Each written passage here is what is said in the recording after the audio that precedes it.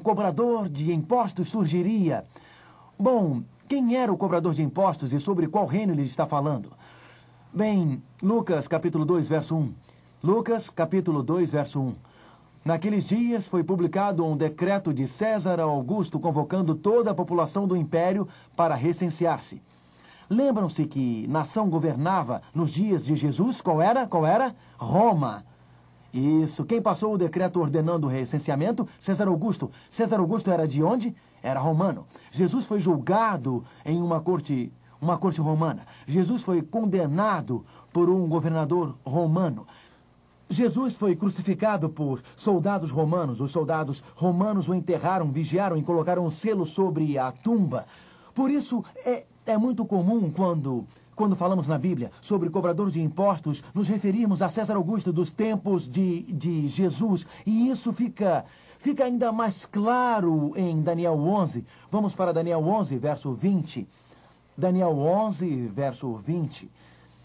E em lugar dele, um que fará passar um exator ou cobrador de impostos. Quem era o cobrador de impostos? César Augusto. Isso não é lógico, porque em Daniel o que vemos? A cabeça de ouro significa o quê? Ajude-me. A cabeça de ouro nos dias de Daniel era a Babilônia. Os braços e peito de prata era a Medo-Pérsia. Ventre e quadris de bronze era a Grécia. Pernas e pés de barro, Roma. E em Daniel 2, o que aconteceu? Roma sucedeu a Grécia. O que aconteceu em Daniel 7? Temos o leão. E o que este leão representava, pessoal? A Babilônia. A Babilônia. O que o urso representava? Me ajudem. O que o leopardo representava? Grécia. E o dragão como uma besta? Roma.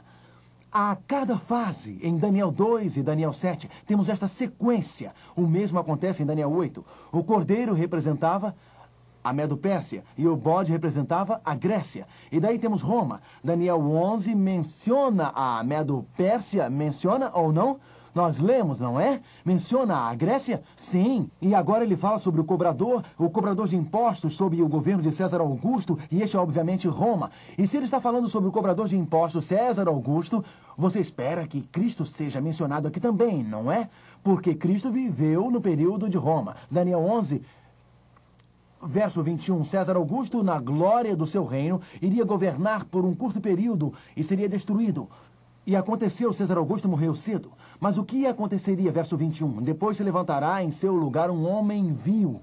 Tibério César sucedeu a César Augusto e ele era muito cruel, ao qual não tinham dado a dignidade real. Nunca respeitaram Tibério César como a César Augusto.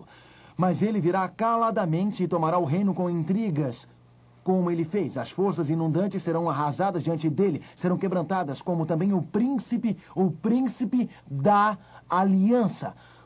Os romanos, sob o comando de Tibério César, atacaram Jerusalém, derrotaram Jerusalém, e por isso os judeus odiavam os romanos. Tibério era muito cruel, mas a Bíblia diz que o povo de Deus seria subjugado, então os judeus no reino de Tibério César, e também o príncipe da aliança. Quem é o príncipe da aliança? Quem é?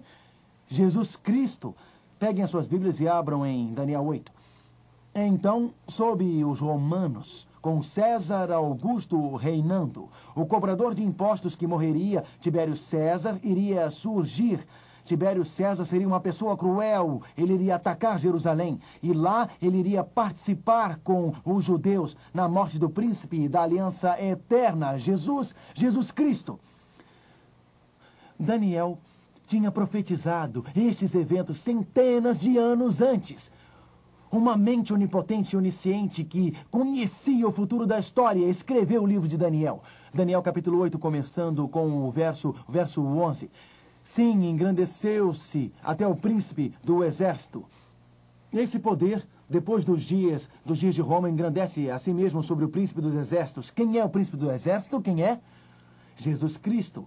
Em todo o livro de Daniel, Jesus é chamado o príncipe, parte da linha real, parte da família celeste, Cristo que não teve começo, Cristo que não terá fim, Cristo estabeleceu uma aliança, a aliança que diz, pelo meu sangue, homens e mulheres têm a salvação, pela minha graça, seus pecados são perdoados. Cristo, o príncipe da aliança, foi morto em uma cruz nos dias de Roma, exatamente como fora profetizado. Peguem suas Bíblias e voltemos para Daniel capítulo 11.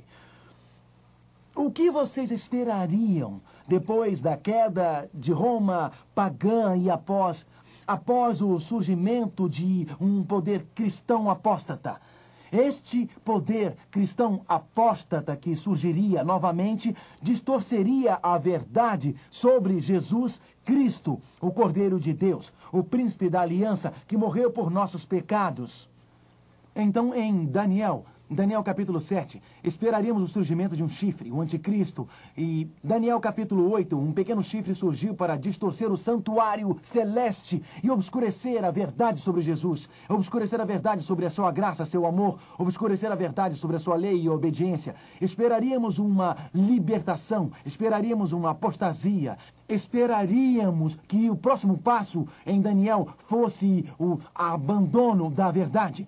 Daniel capítulo 11, vamos agora do verso 27 em diante.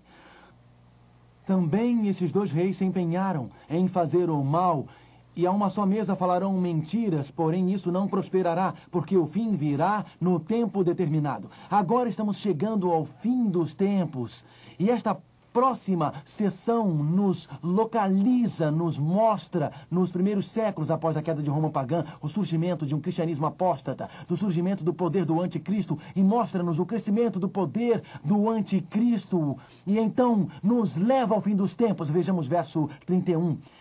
Dele sairão forças que profanarão o santuário, a fortaleza nossa, e tirarão o sacrifício costumado, estabelecendo a abominação desoladora. Notem o que diz. Dele sairão forças que profanarão o santuário. Lembram-se que estudamos sobre o santuário. Quem é a principal figura do santuário? Jesus, o Cordeiro sacrificado. Nós profanamos o santuário, colocando qualquer plano de salvação humano antes de Jesus.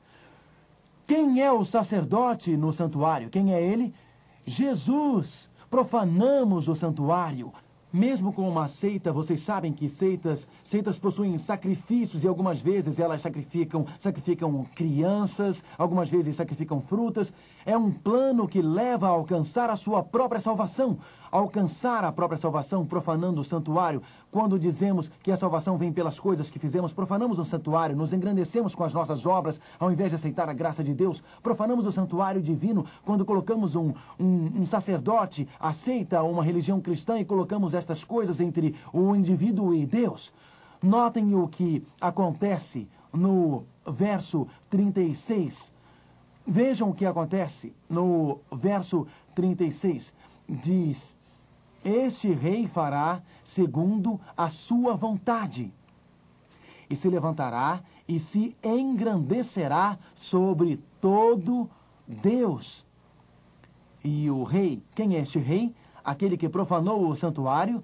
Este é o poder do anticristo.